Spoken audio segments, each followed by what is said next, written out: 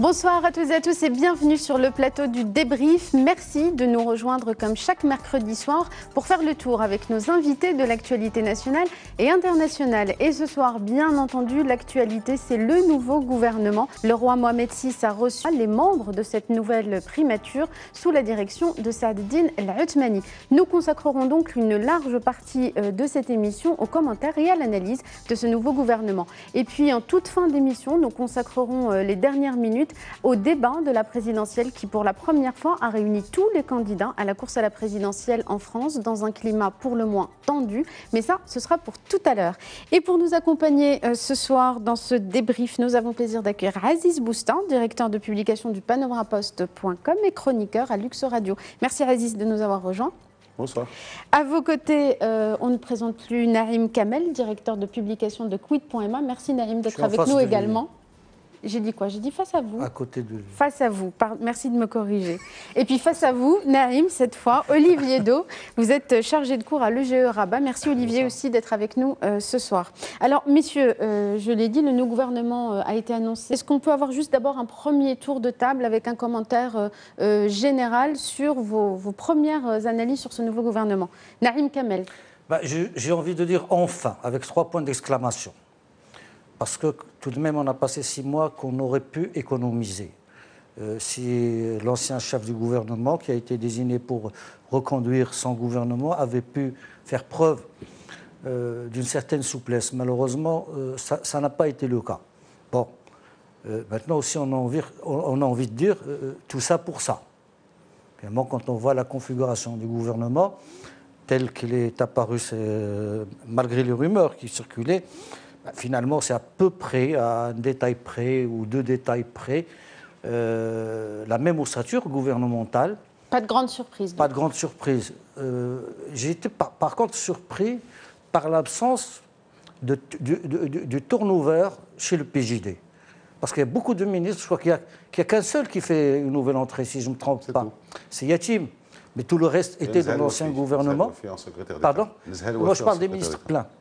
Je ne parle pas des lots de consolation. Des ministères délégués et des secrétaires d'État. Des secrétaires d'État, voilà. Aziz Boustan, un premier commentaire général, un aperçu d'ensemble de cette nouvelle primature.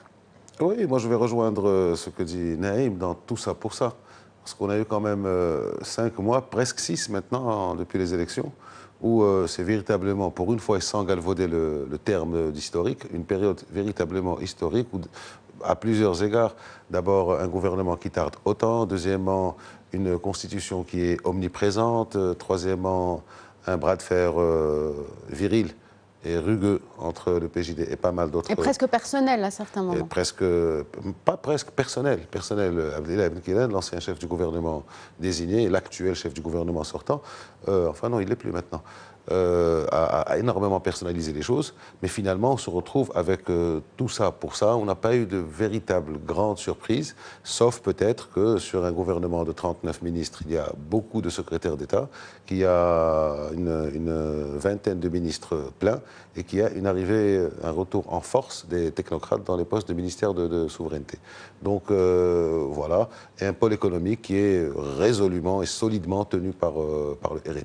On va revenir tout à l'heure dans le détail. Olivier Do aussi, un commentaire d'abord. Bien sûr, bien que je ne prétende pas être aussi expert, analyste que vos invités. Et, non, deux remarques peut-être. Effectivement, j'ai été frappé par le renforcement du pôle, disons, technocratique, avec aussi des figures finalement que j'ai pu connaître, en fait, pas intimement bien sûr, mais dans des activités officielles ou dans des activités de travail. On voit la progression et la capacité aussi à faire émerger et progresser de manière très régulière certains profils. Je pense notamment à Nasser Bourita, bien sûr, aux affaires étrangères, qui est passé en quelques années de directeur de cabinet à secrétaire général, puis ministre délégué, puis ministre de l'Intérieur.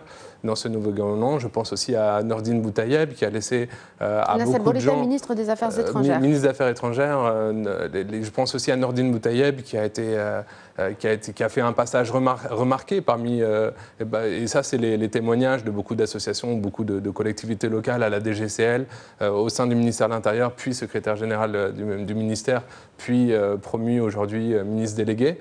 Quelque chose qui me frappe aussi, c'est peut-être la faiblesse ou la faible représentation des femmes dans ce gouvernement. Il n'y en a qu'une. Puisqu'il n'y en a qu'une parmi les ministres qui est reconduite, de plein exercice, qui est reconduite. Oui.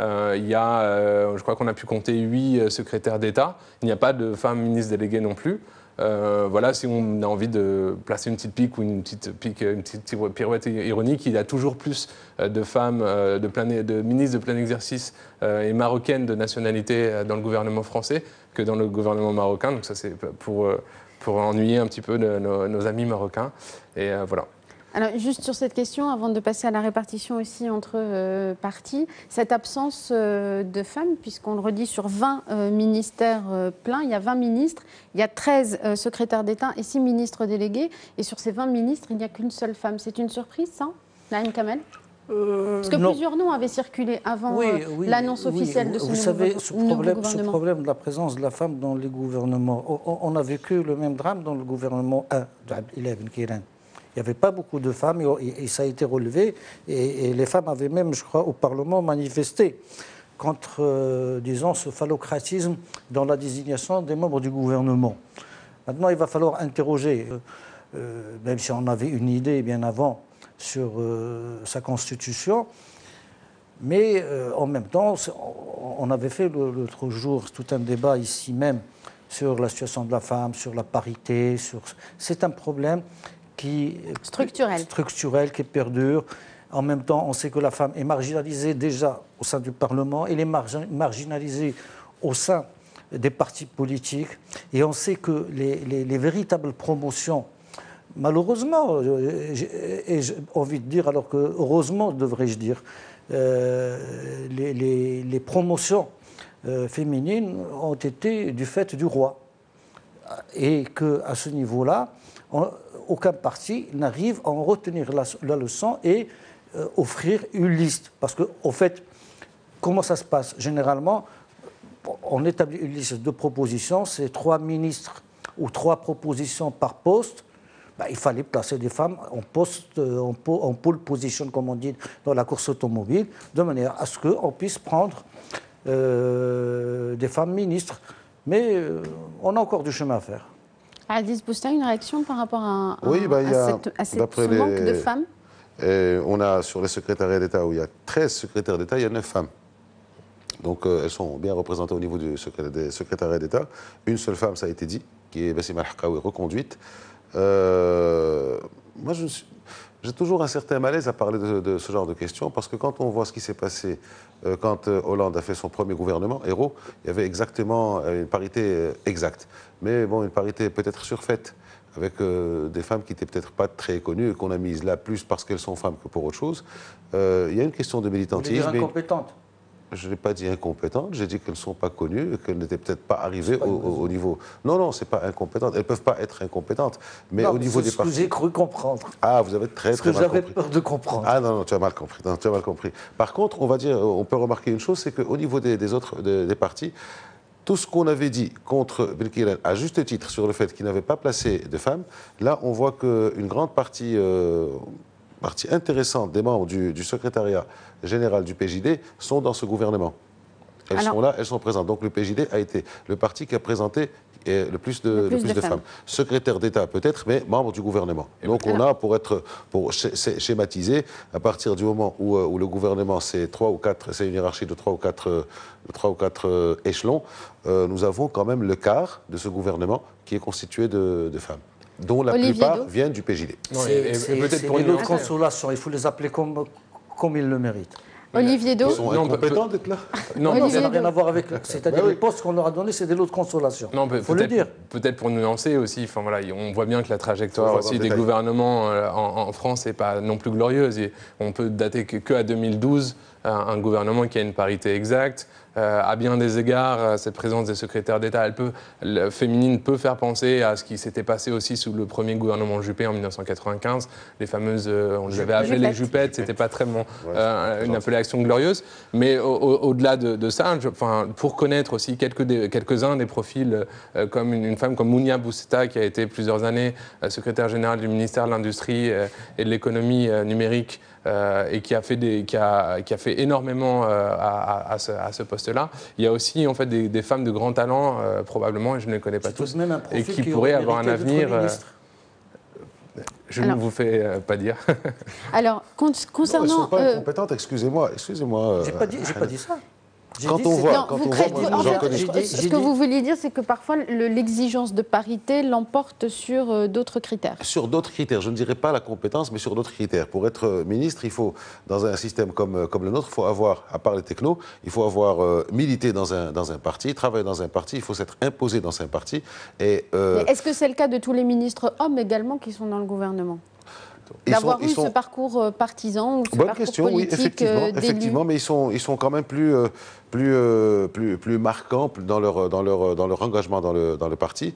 Même s'ils y sont arrivés sur le tard, on les voyait dans le parti, on les voyait travailler. Mais je reviens sur cette question du PJD. Effectivement, il y a des femmes qui ont beaucoup milité, mais quand on voit la liste des femmes secrétaires d'État, il y a Barka Bouaïda, on ne peut pas la taxer d'incompétente. Il y a Sharafat Afilel, on ne peut pas la taxer d'incompétente. Jamila Mousselé, qui est une ministre sortante de l'enseignement supérieur. Mounia Boustada, dont Olivier vient de parler. D'autres que je connais moins. Lamia Boutaleb, et il y a Nzahal Wafi, qui sont des personnes particulièrement compétentes dans leur travail. Maintenant, pourquoi secrétaire d'État? Imaginez qu'est-ce qu'on aurait dit si on avait eu un gouvernement de 40 ministres. Justement, c'est là l'astuce. C'est là l'astuce. C'est pour dire que nous n'avons pas un gouvernement pléthorique, nous avons un gouvernement de 20 ministres, on fait l'astuce. D'ailleurs, je suis étonné par la dégradation de certaines. Oui. Qui étaient ministres délégués et qui sont relégués à secrétaire d'État. C'est le cas, je crois, de Sharafat Afilel, c'est le cas de Jamila Al-Mousselli. Je connais pas, enfin, je vois pas tous les. Jamila Al-Mousselli était déjà secrétaire d'État. Il a été ministre délégué. Alors, si vous permettez, monsieur, pour continuer sur l'analyse de ce nouveau gouvernement et dépasser cette question des femmes, qu'il fallait tout de même souligner, l'équilibre maintenant entre les partis. À quoi ressemble ce gouvernement aujourd'hui au regard du rapport de force des partis politiques? Je crois que ça reflète le rapport de force réel du pays. Pas seulement entre partis entre eux-mêmes et entre partis et pouvoir réel. C'est-à-dire qu'il y a une approche quantitative, il y a une approche qualitative. Si on prend l'approche quantitative, on va dire que le PJD a eu des postes assez conséquents en nombre. Il a eu 3 grands postes, il ne faut pas l'oublier. Il a eu l'équipement de transport, il a eu, je crois, les mines et l'énergie. Il a eu également le travail. Hein, il a eu le travail. Pour le reste... Le travail avec Mohamed Yatim. Hein, avec Mohamed Yatim. Pour le reste, c'est... Les autres ministères, les véritables ministères stratégiques, sont revenus soit aux Réunis, soit aux technocrates. Mais je dis que bon, ça représente le rapport de force tel qu'il se présente. On sait que le mode de scrutin est tel qu'il ne permet pas de dégager une majorité nette. Il donne un premier parti, un deuxième parti, un troisième parti. C'est toujours des compositions. Et les compositions, ça donne ce que ça donne, c'est-à-dire des compromis, des ententes et une structure. Parce que, il faut le dire, il y a quelques partis qui manquent de compétences. On ne trouve pas toujours les profils... Les bons cadres. Les bons profils pour les postes qu'on veut. C'est-à-dire, moi, j'imagine que au ministère des Finances, il est difficile d'en trouver quelqu'un au PJD. Il est même difficile d'en trouver quelqu'un aujourd'hui, en dehors de quelques-uns, qui sont toujours militants à l'USFP. Il y a un appauvrissement. Mais je constate que, par exemple, le PPS continue, lui, à tirer son épingle du jeu. Nabil Ben Abdallah, il sauve sa peau. Reste à l'habitat. Alors qu'il y a 3 mois ou 4 mois, c'est un survivant, le don est mort. Il arrive et lui, c'est un miracle de survivance. C'est pas maintenant, pas aujourd'hui seulement. N'oublions pas qu'il a été ministre de la Communication. Puis il est sorti. puis il est devenu ambassadeur, puis il y a eu des problèmes, puis il a fait un passage du désert, puis il a été repêché, puis aujourd'hui, et puis il a pu installer dans le gouvernement d'Abdel Kirem plus que ce que lui est donné sa représentativité. C'est un miraculé de la politique, il faut le dire, et il est assez malin pour manœuvrer. Aziz Boustin, sur cet équilibre des partis, donc le PJD a le plus grand nombre de postes, mais suivi de très près par le RNI, et puis surtout par les technocrates qui sont très nombreux dans ce nouveau gouvernement. Il fallait s'y attendre. Moi, personnellement, je ne m'attendais pas trop à cette entrée en force des technos, à ce retour en force des technocrates. Mais pour être plus chiffré, alors pour revenir avec des chiffres sur ce que disait Naïm, le PPS a 2 ministres pleins avec 12 députés. Alors que le MP, c'est 19 députés, et c'est 27 députés, et l'UC, c'est 19 députés, un seul ministre chacun. Donc, effectivement, bien joué Nabil Mlavdla, qui a bien profité du retard de 5 mois, et est arrivé à sauver sa place. Cela dit, il faut saluer le retour de l'Ordi à la santé. Le maintien. Le maintien, qui reste à la santé. Le maintien à la santé, car on le donnait à un moment donné partant. Alors, pour les pôles, plus on passe de temps et plus on lit mieux cette liste. Alors, le PJD et le PPS, je parle des ministres pleins, le PJD et le PPS, donc qui sont des alliés depuis le début, ont 8 ministres pleins. Le RNI et ses alliés, sauf l'USFP qui n'est pas entré, on se rappelle de la polémique qu'il y avait eu, de la personnalisation des choses qu'il y avait eu avec Ben Kirane, ça a été respecté. Il n'y a pas d'USFP en ministre plein, mais le bloc, donc, il reste de 3 partis, RNI, MP et UC. Et pour l'USFP, il ne faut pas oublier qu'ils ont la présidence de la Chambre, des représentants. Donc ça a été négocié, effectivement. Et puis, ils sont présents dans les lots de consolation pour reprendre votre formule. Alors, le RNI, le MP et l'UC sont à 7 ministres pleins. Et quand on voit la force parlementaire de chacun de ces 2 blocs, parce qu'il y a finalement 2 blocs dans ce gouvernement, on se retrouve donc avec une logique. Le bloc PJD-PPS et ses 8 ministres sont représentés, ont avec eux 140 députés. Là, c'est nominal, parce qu'on va attendre de voir comment ça va se passer, parce qu'on pourra peut-être en parler tout à l'heure. Au PJD, ça va un petit peu tanguer. Les autres partis, donc RNI, MP, UC, ont 103 et 7 ministres pleins. Donc ça, c'est le côté numérique. Sur le côté des affectations, on peut dire que le pôle économique est tenu par le RNI. Donc c'est le commerce, l'industrie, le développement rural, l'agriculture, les finances, mais à l'exception de l'énergie, des mines et du transport. Qui revient à Aziz Erbah. Qui revient à Aziz Erbah. En revanche, le RNI est renforcé par une partie du pôle social, si on peut mettre la justice dedans, qui est un ministère de souveraineté. C'est même le seul ministère de souveraineté qui revient à un parti.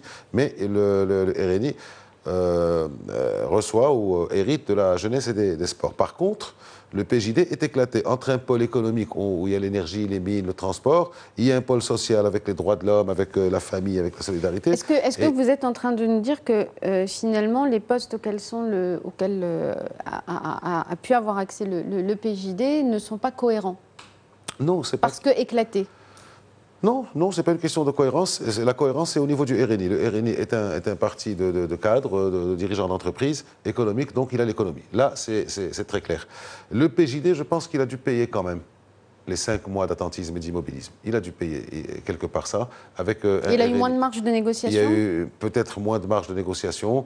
Il y a peut-être moins de personnes, des gens importants chez eux qui ont quitté le gouvernement. C'était une décision qui était prise pour les maires des grandes villes.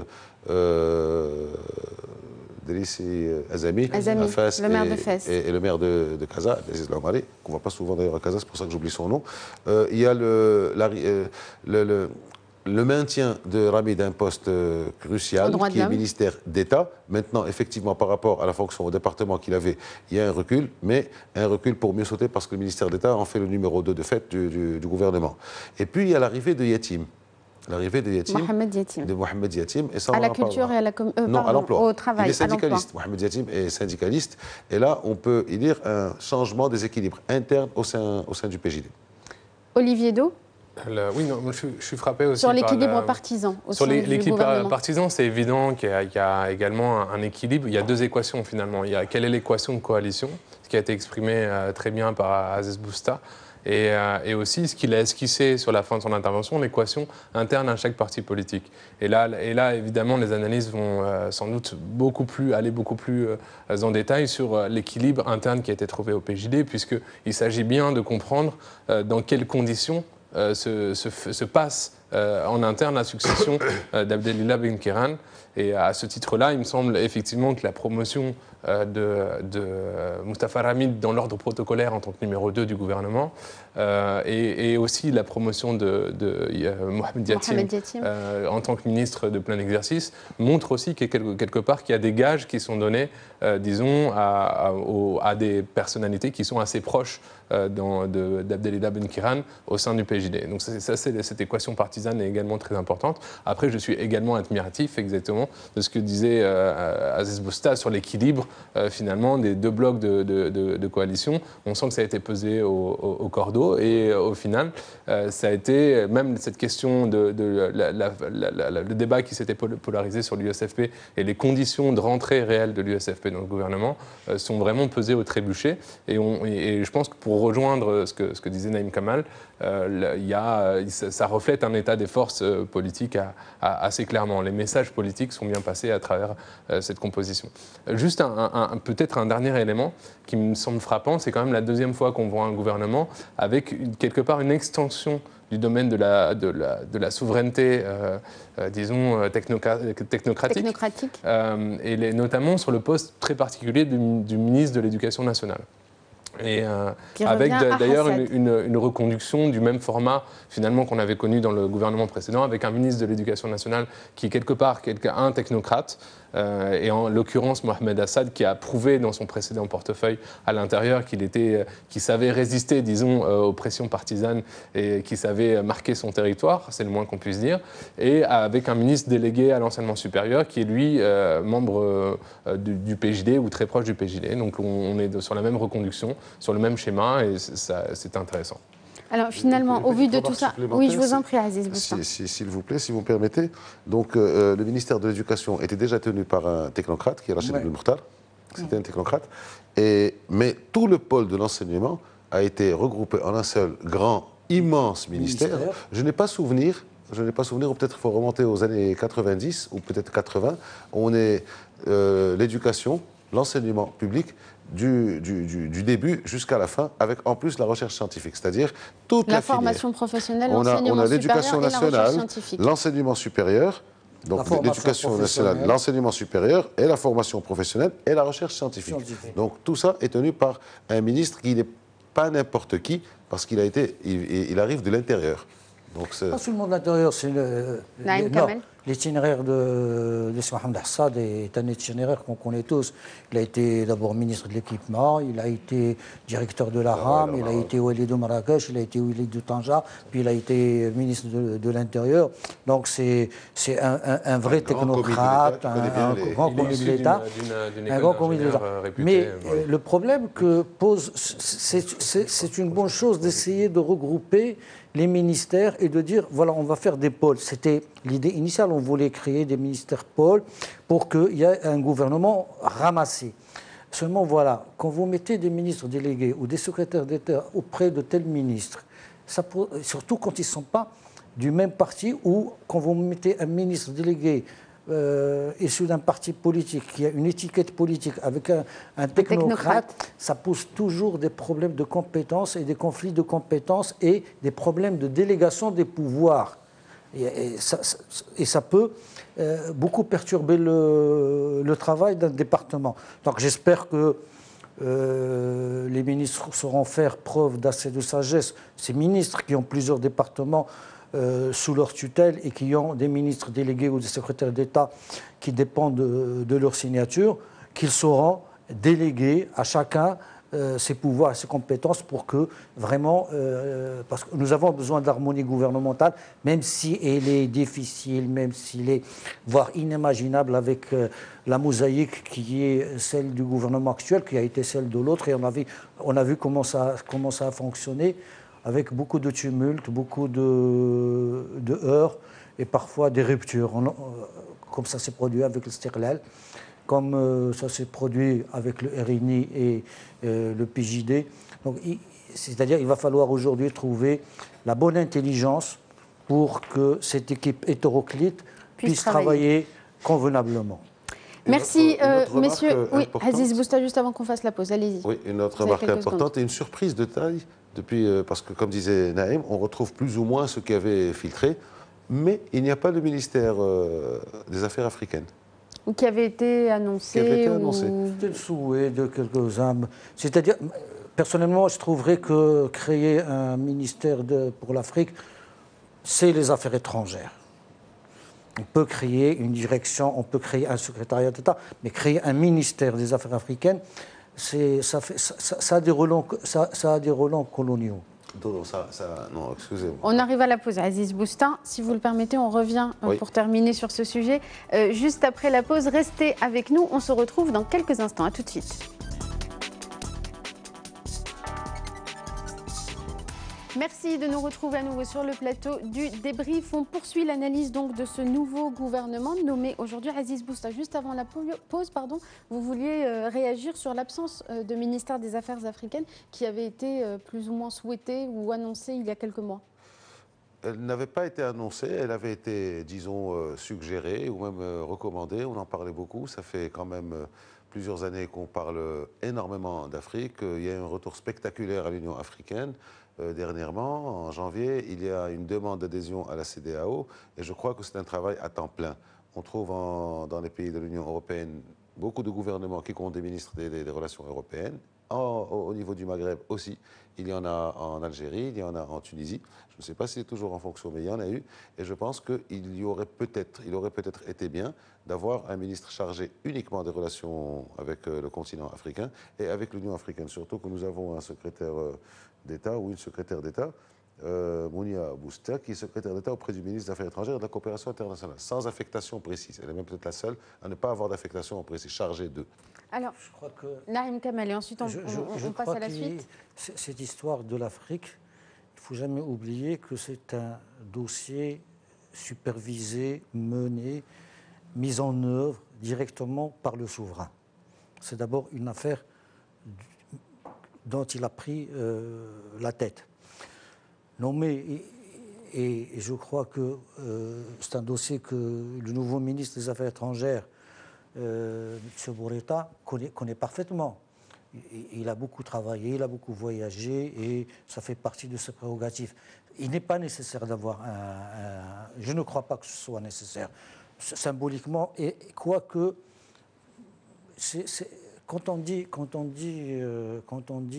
les ministres chargés des relations européennes au sein de l'Union européenne, c'est à peu près équivalent à la même chose. Ce n'est pas une attitude d'un pays envers les autres pays européens. C'est commun pratiquement à tous les pays européens. En Afrique, en dehors peut-être, j'en connais pas beaucoup qui ont des ministres chargés des affaires africains. C'est-à-dire comme si on était un peu étrangers à cette Afrique. Nous-mêmes. On a évoqué tout à l'heure Mostafa Ramid qui quitte le ministère de la Justice pour prendre en charge les droits de l'homme. Vous vouliez dire quelque chose là-dessus, Mostafa Ramid, si on veut retracer son itinéraire, il est très bien au ministère des droits de l'homme. Il est avocat, il a été président de Muntada al-Karama, il a été l'un des activistes, je l'ai vu à l'œuvre du 20 février, et il était sur le terrain, il est dans son élément. D'ailleurs, lui-même, quand il avait hérité du ministère de la Justice, il avait tenu à y accoler et des libertés pour qu'il puisse étendre son champ. Là, il est dans son élément, c'est parfait. En même temps, je sais, ça a été dit, ça a été écrit, qu'il aurait aimé rempiler à la justice, parce qu'il avait engagé un certain nombre de chantiers, même si, avec certaines catégories de magistrats, il n'avait pas toujours eu de très bons rapports. Mais il semble que, d'abord, le rôle de ministre d'État, c'est important, c'est une élévation, c'est sans doute ça, mais il ne faut jamais oublier, et ceci explique cela, c'est que Ramid, c'est un courant fort au sein du PJD. Il était important de l'avoir. Qu'il ait un poste comme celui-là et qu'il soit ministre d'État. Parce que Othmani aura, parce que peut-être qu'on va en parler tout à l'heure, tout cela ne sera pas sans conséquence sur le PJD. Absolument. Et donc, Toumani aura besoin d'un homme comme Ramid à ses côtés. Aziz Boustan, sur ces autres personnalités qui intègrent le gouvernement ou qui évoluent au sein de ce gouvernement, comme le Wali de Rabat qui prend la tête du ministère de l'Intérieur. Alors rapidement, pour continuer sur Mostafa Ramid. D'accord, vous ne voulez pas répondre à ma question? Si, je ne sais pas que je ne vais pas répondre, je vais y répondre. Je la diffère très légèrement. Mostafa Ramid est à sa place aux droits de l'homme. Mostafa Ramid est un juriste, Mostafa Ramid est un activiste des droits de l'homme, mais je ne pense pas que ce soit une très bonne chose de mettre les droits de l'homme au niveau d'un ministère d'État. Ce sont deux choses qui sont différentes. Augmenter en grade Mostafa Ramid pour des questions d'équilibre interne au niveau du PJD, comme l'a dit Naïm, c'est effectivement très intéressant à analyser. Et ça, il y aura beaucoup d'analyses et de commentaires qui vont être faits là-dessus.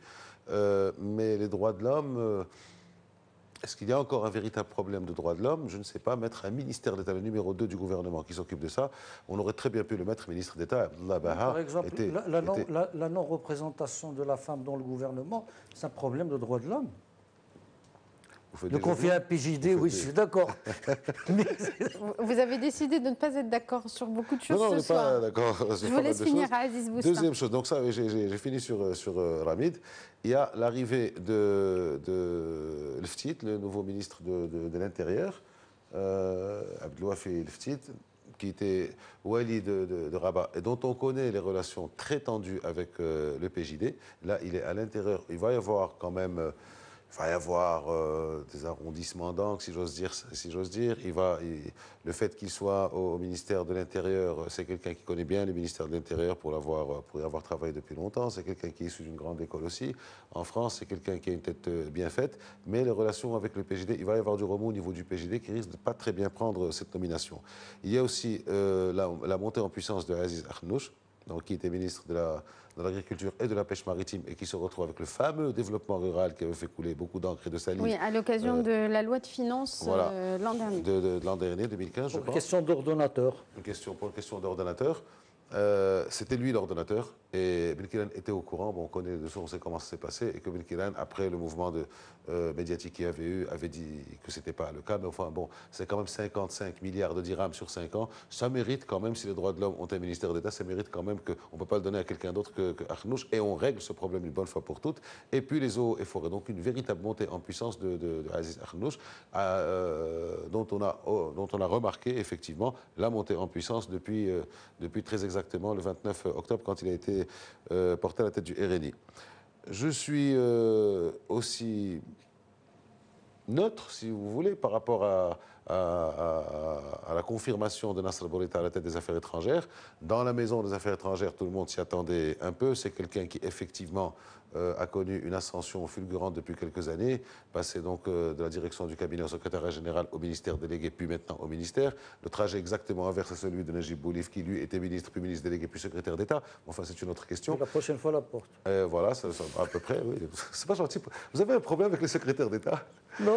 Et il y a Oujar qui arrive, je termine là-dessus. Oujar, je n'ai pas de commentaire particulier à faire, sauf que c'est quelqu'un qui a été aux droits de l'homme et qui se retrouve à la justice. C'est un peu à 15 ans d'intervalle. Voilà, c'est un croisé. Voilà, c'est un croisement avec.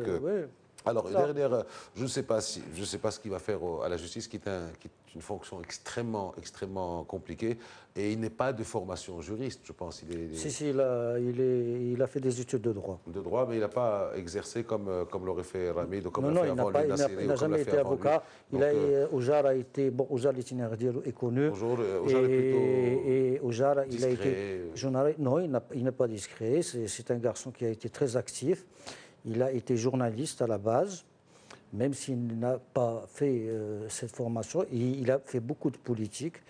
Il est l'un des dirigeants du RNI, l'un des cadres qui comptent au sein du RNI. Il a été bras droit de Ahmed Asman quand il était le patron du RNI. Et c'est comme ça qu'il est arrivé, après avoir été directeur du journal du RNI Al-Mitaq, c'est comme ça qu'il est arrivé lors du gouvernement d'alternance consensuelle, ministre des droits de l'homme. Il est parti en 2002 Puis il a fait une traversée de désert jusqu'à ce qu'il ait été nommé. Alors, je termine sur Oujar, jusqu'à ce qu'il ait été nommé ministre de la Justice. Maintenant, c'est vrai que le ministère de la Justice, c'est un ministère d'abord où il ne faut pas se tromper. Il y a des technostructures juristes qui travaillent. Ce n'est pas vraiment le ministre. Aujourd'hui, à côté de ça, on va avoir la Cour... La Cour constitutionnelle. Non, pas la Cour constitutionnelle, le Conseil de la magistrature, qui va être composé, qui lui joue un rôle très important. Donc, et il ne faut pas non plus sous-estimer C. Mohamed Oujar. Je crois qu'il a affaire. Il a de l'expérience derrière lui. Il peut y aller. Je pense qu'il y a un chantier qui est resté un peu en friche, celui de la réforme du Code pénal. Et il faut quand même... Parce que les ministres qui avaient avant, pour remonter jusqu'à Nasser et Ramid, sont quand même des poids lourds dans leur métier. Maintenant, petite remarque, juste très rapidement, très rapide, petite remarque, c'est les records. On a Ahmed Taufer qui va, si le gouvernement va s'il termine sa législature, il aurait eu 19 ans. Aux affaires religieuses. Aux affaires religieuses, aux habous et affaires religieuses, c'est un record. Et il y a aussi, je pense, donc si toujours le gouvernement va jusqu'à son terme, pas de raison, le record qui va être fait par Aziz Akhnouch, 15 ans au ministère de l'Agriculture. C'est quand même pas mal pour retenir ça. Alors, aussi. messieurs, il nous reste encore quelques minutes sur ce sujet. Les conséquences sur le PJD, vous l'avez évoqué tout à l'heure, Naïm Kamel. On l'a vu, ces équilibres mettent à mal l'accord ou le consensus au sein du PJD. Quelle retombée peut avoir la constitution de ce gouvernement sur l'équilibre interne et sur le Conseil national du PJD? De toute façon, il y a une règle générale. Aucun parti, au lendemain de son entrée au gouvernement, n'échappe au remous de l'après ou du post-formation gouvernementale. C'est-à-dire qu'il y aura toujours des mécontents, il y aura toujours des gens qui disaient on reste dans l'opposition, on passe dans l'opposition. Il y a des gens qui ont voulu, qui étaient candidats à la ministrabilité ou qui étaient ministrables, qui ne l'ont pas été.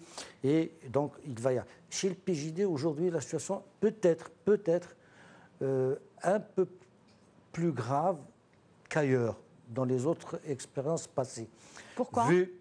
Vu la personnalité d'Abdel Kiran, vu les durs qui existent à l'intérieur du PJD. Vous voulez dire qu'il peut créer un pôle de contestation fort ? Oui, et tout va se jouer au prochain congrès.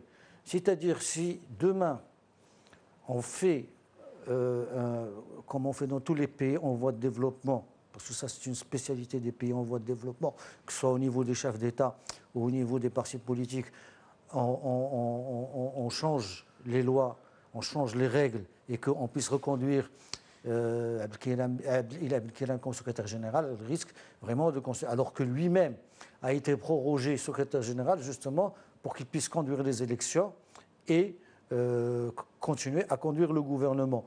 Ou s'il y a un autre qui arrive, autre qu'Abdel Kiran, et que ça ne soit pas le Othmani. Tout ça, ça va poser des problèmes de dualité et susceptible de créer des ondes de choc. Déjà, on entend des gens qui appellent à un Conseil national extraordinaire, il y en a qui crient à l'abandon, il y en a d'autres qui crient à la trahison. Mais avec le temps, je crois que tout cela va se calmer. Aziz Boustin et Olivier Do, je rajoute une question supplémentaire à celle des conséquences sur le PJD. La lecture qu'on peut faire de cette séquence politique au Maroc de manière générale, donc ce gouvernement qui a tardé, sa configuration actuelle et les leçons à tirer de cette séquence pour la compréhension du fonctionnement des institutions au Maroc. Olivier Do et Aziz Boustin pour conclure. Non, la lecture, alors là je vais peut-être aussi faire appel à ce que peuvent dire d'autres politologues sur ce qui se passe, et notamment je pensais à Mohamed Tozi, et sur le fait qu'au fond, quelque part, l'accouchement un peu douloureux de ce gouvernement et de ce compromis montre aussi quelque part que maintenant les partis politiques, enfin le système politique essaie de se régler par l'élection. Et quelque part, il y a une centralité d'une règle du jeu acceptée par tous. Il y a peut-être, et je ne suis pas expert, mais peut-être un peu moins d'intervention, on essaie d'évaluer un peu mieux les rapports de force, même si on entend les critiques et les suppositions d'arrière-cuisine. Mais après, je voulais aussi rebondir aussi sur ce qui va se passer au PJD. Et je crois qu'il y a deux précédents historiques. Il y a d'abord le compromis qu'il y a eu en 2013, au moment de la sortie de l'Istiklal et la rentrée du RNI. Il y a eu beaucoup de tirages et il a fallu beaucoup de talent et de force de caractère à Benkiran pour faire accepter ce compromis avec le RNI et l'entrée du RNI de Mézoir à l'époque, qui était le leader avant du G8, je crois, donc concurrent de Benkiran. Donc faire accepter cette rentrée du RNI, et il avait réussi à le faire. Et il y a une deuxième chose par rapport à la déconnexion entre le secrétariat général du parti et le chef de gouvernement. Il y a peut-être l'expérience, et ça les islamistes je pense le connaissent très bien, l'expérience de l'USFP. Quand Yousfi a été Premier ministre, il avait abandonné la tête du parti, et ça avait conduit sans doute l'USFP à avoir une sorte de désynchronisation, une dissonance entre sa stratégie finalement gouvernementale et la réalité du parti telle que les rapports de force à l'intérieur du parti l'ont conduit. Donc, je n'ai pas souvenir que Yousfi ait quitté le poste de Premier secrétaire de l'USFP. Je crois que c'est par la suite. Ou en tout cas, l'analyse était que le parti... C'est quand il a quitté le gouvernement qu'il a quitté l'USFP. Il va nous rester juste quelques minutes avant de passer à la France. Je vous laisse un mot de conclusion, Aziz Bousta, sur ce sujet. Ensuite, on passe à la France. Il nous reste très peu de temps. Alors, pour revenir sur cette phase, sur ce moment de politique du pays, il y a certains enseignements à tirer, comme par exemple, comme je le disais au début de l'émission, une présence marquante de la Constitution. On n'a pas l'habitude, ce n'était pas le cas avant. La Constitution permettait au roi, au chef de l'État de faire ce qu'il voulait, et il faisait ce qu'il voulait. Là, il y a quand même il y a une sorte de cadrage, il y a une règle du jeu qui doit être appliquée. Donc, premier enseignement, la notion de victoire. La notion de victoire qui a été très très mal comprise par le PJD, et c'est ce qui a donné les 5 mois de blocage. Remporter une élection, c'est remporter la majorité absolue de la Chambre des représentants. Ça n'a pas été le cas, ça n'a pas été compris, ça a pris beaucoup de temps. La deuxième, c'est le principe de négociation entre les partis. Je crois qu'il y a eu une sorte de cafouillage général où les chefs de parti pris d'une manière globale n'ont pas véritablement su négocier entre eux, mais comme la main était à Abdellah Benkiran, on va lui imputer cette responsabilité, mais pour les autres aussi, ce n'était pas une très bonne négociation au niveau de tous les partis, que ce soit l'Istiqlal ou l'USFP ou le RNI. Il y avait une méthode de négociation qui gagnerait à être améliorée et renforcée. Troisièmement, malgré la nouvelle constitution, les gens ont oublié, et le PJD, c'est essentiellement la place centrale du roi, avec... pour la royauté, uniquement 19 articles à la Constitution, à peu près une vingtaine pour le judiciaire, ou 22, et à peu près une vingtaine pour le législatif, et 7 pour le gouvernement. 7 pour le gouvernement. Donc il y a une place centrale du chef de l'État, et que le PJD n'a pas véritablement compris à sa juste mesure. Alors j'ai beaucoup parlé du PJD. Qu'est-ce qui va se passer au PJD? Très rapidement, oui, s'il vous plaît, parce qu'il nous reste très peu de temps pour aborder notre deuxième sujet. Il faut savoir qu'il y aura une lutte sourde entre Abdellah Benkiran et Saadine Latmani, sachant que Saadine Latmani a une double longueur d'avance, qui est d'abord celle qu'il peut postuler à la fonction de secrétaire général sans changer les statuts, même s'il a été 2 fois, mais il y a une rupture, alors qu'Abdellah Benkiran ne pourra pas. Et dans le gouvernement, Saadine Latmani a des poids lourds de ce parti qui vont lui permettre de bloquer un peu Benkiran, en la personne donc de Rami Yatim Khalfi Daoudi Erbah. Il arrive avec une cohorte assez solide. Merci beaucoup, messieurs, de nous avoir aidés à décrypter ce nouveau gouvernement. Il nous reste très peu de temps, mais il faut quand même qu'on parle aussi de la France, où s'est tenu demain et pour la toute première fois un débat entre tous les candidats à la présidentielle, à 19 jours seulement du premier tour. 11 candidats se sont donc retrouvés hier soir pour ce débat. Une impression générale sur la teneur du débat à quelques jours maintenant de ces élections. Déjà, elle a été moins lénifiante, beaucoup moins lénifiante que le premier débat à 5. On le doit quoi? Aux petits candidats qui étaient sur le plateau cette fois-ci comme... Qui n'ont pas grand-chose à perdre, qui ont essayé de bousculer les 5 premiers. Ils ont réussi? Oui, ils ont essayé, ils les ont mis mal à l'aise. Ils les ont mis mal à l'aise, notamment Poutot, qui lui n'a mâché ni ses mots, ni ses accusations. Et donc, il a surtout mis à mal Fillon, il a mis à mal Marine Le Pen. Et puis, il y avait, comment on appelle, celle de... Nathalie Arthaud. Arthaud, exactement, qui a essayé aussi de perturber le jeu. Il y a l'autre de La France Debout, Poitou, oui, Nicolas Dupont-Aignan. Ouais, c'est ça, qui a joué. Il y a eu Mélenchon qui a fait vraiment qui a donné le là. Et comme lors du premier débat, et qui a été salué comme le vainqueur entre guillemets du débat. Il y a eu un échange très significatif de ce qu'est le problème aujourd'hui de la France sur la religion. C'est quand il a remis Marine Le Pen à sa place, avec une belle envolée sur les crèches. Il a dit, vous ne savez rien, vous ne savez pas si moi j'ai une crèche chez moi, mais elle est chez moi, il n'est pas dans la place publique. Et 60%, il a remis en cause sa conception de la laïcité. De la laïcité, mais la laïcité c'est un problème en France, parce que c'est devenu une religion, et chacun aussi l'interprète comme les religions, chacun à sa façon. Olivier Daud, un regard sur ce débat d'hier, et puis surtout sur ce qu'on peut en tirer maintenant un tout petit peu plus de 15 jours de ces élections présidentielles françaises. Non, peut-être le regard, on voit à quel point il y a eu une aspiration à une forme d'égalitarisme qui a contraint finalement les gros candidats à accepter le format à 11. D'ailleurs, ils sont en train de se dédire pour le prochain débat qui devait avoir lieu à 11 le 20 avril. Donc, ils sont en train déjà de se retirer. Certains d'entre eux, les plus importants, ils ne veulent plus débattre avec les petits candidats parce qu'ils ont été effectivement... Il y avait plusieurs matchs dans ce grand débat à 11. Il y a à la fois Dupont-Aignan qui essayait de déstabiliser Fillon. Il y avait François Asselineau qui essayait d'incarner mieux que Marine Le Pen la sortie de l'Union européenne. Il y avait aussi le Mélenchon qui essayait de tuer le match à gauche et au fond d'être à la centralité, en fait, en réalité, de ces gauches, et aussi Emmanuel Macron qui a essayé de passer entre les traits et les flèches. Et je pense que ça, il y a une aspiration démocratique très forte. C'est un bon exercice. C'est un bon exercice. Enfin, on se cherche, en fait, en réalité, dans ce système politique. Les partis, là, on a parlé des partis dans la politique marocaine. Les partis en France sont dans une très grande difficulté. Les partis de gouvernement sont au plus bas. Il n'y a guère que cette espèce de nouveau parti incarné par Emmanuel Macron, qui est un peu le parti de Lampedusa. Finalement, il faut que tout change pour que rien ne change et perpétuer la même politique, mais qui est une remise en cause elle-même des partis et qui a pu marcher grâce à ça, parce qu'il l'a vendu comme ça. On voit que le PS et les Républicains sont vraiment très mal, en tout cas dans les enquêtes d'opinion. Les audiences ont du mal à se cristalliser, bien que je ne les donne pas du tout pour morts.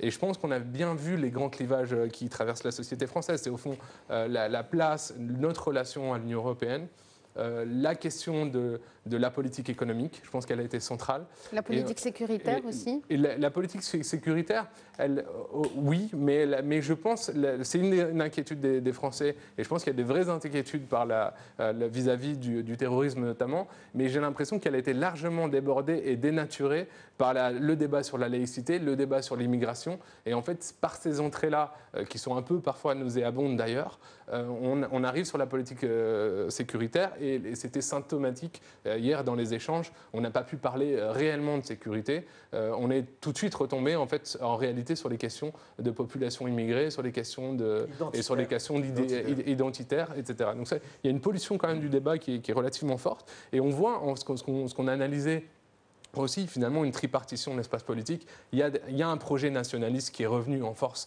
en France. Alors justement, vous anticipez sur cette question que je voulais poser, c'est-à-dire à l'aune de ces échanges et de la teneur du débat, comment est-ce qu'on peut analyser la composition de l'échiquier politique en France? Est-ce qu'il y a des frontières qui sont floutées ou est-ce qu'il y a des nouveaux ensembles qui se dessinent? Moi, je pense que c'est beaucoup plus clair. C'est beaucoup plus clair que de ce qu'on pense, en fait, en réalité. Il y a un projet nationaliste qui a repris de la force et qui était discrédité, en réalité, depuis des décennies, et notamment au sortir de la guerre. Et on comprend pourquoi. Il y a le projet libéral qui a été le projet, finalement, qui a dominé ces 20-30 dernières années. Et il y a peut-être une remontée, ou en tout cas une résistance du projet social et une compétition à gauche pour savoir qui va le mieux incarner la défense de la République sociale. Et je pense que les échanges sur la fonction publique ont été très intéressants. Et au fond, savoir s'il faut moins d'État en France a été très intéressant. Et j'ai l'impression, et c'est une analyse aussi, enfin, peut-être personnelle, mais qui est, enfin, pas seulement personnelle, mais d'ailleurs qui est partagée par quelques chercheurs, mais qu'au fond, les projets libéraux et le détricotage, en fait, en réalité, des aspects sociaux et protecteurs du régime républicain, finalement, favorisent quelque part, non pas les libéraux, mais finalement font émerger un projet national et nationaliste extrêmement fort. Et j'ai l'impression qu'il y a une dynamique et une correspondance entre ces deux projets. Donc finalement, là où on a l'impression qu'il y a une déperdition de sens politique ou d'idéologie, au contraire, il y a une clarification et une recomposition des camps, Naïm Kamel? Au fait, aujourd'hui, avant, avec Jacques Chirac en 2000, la fracture sociale, c'était en 1995. Avec la fracture sociale, on croyait il y a la France d'en haut, la France d'en bas qui avait amené Raffarin. Ça, c'était Raffarin. C'est très bien. Aujourd'hui, on a l'impression que, et je crois que François Hollande, l'actuel président, enfin, qu'il ne lui reste pas grand-chose à passer à l'Élysée, dans son livre « Un président ne devrait pas dire tout ça », ne devrait pas dire ça, dit aujourd'hui qu'il y a 3 Frances. Il y a une France blanche. Et c'est celle, dit-il, qu'il a vue lors de la manifestation de l'après-Charlie, d'après l'attaque de Charlie. Puis il y a la France des banlieues et des faciès, des brins, etc.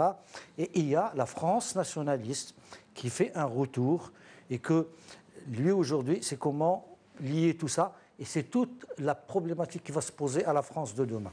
Alors on aura l'occasion d'y revenir puisque les élections approchent et on se retrouvera ici même pour les commenter. Merci beaucoup messieurs d'avoir été avec nous ce soir. Merci à vous tous et à vous toutes de nous avoir suivis. Restez sur Médien TV dans un instant. Vous avez rendez-vous avec la suite des programmes. Je vous souhaite une excellente soirée à tous et on se retrouve avec toute l'équipe et nos invités mercredi prochain.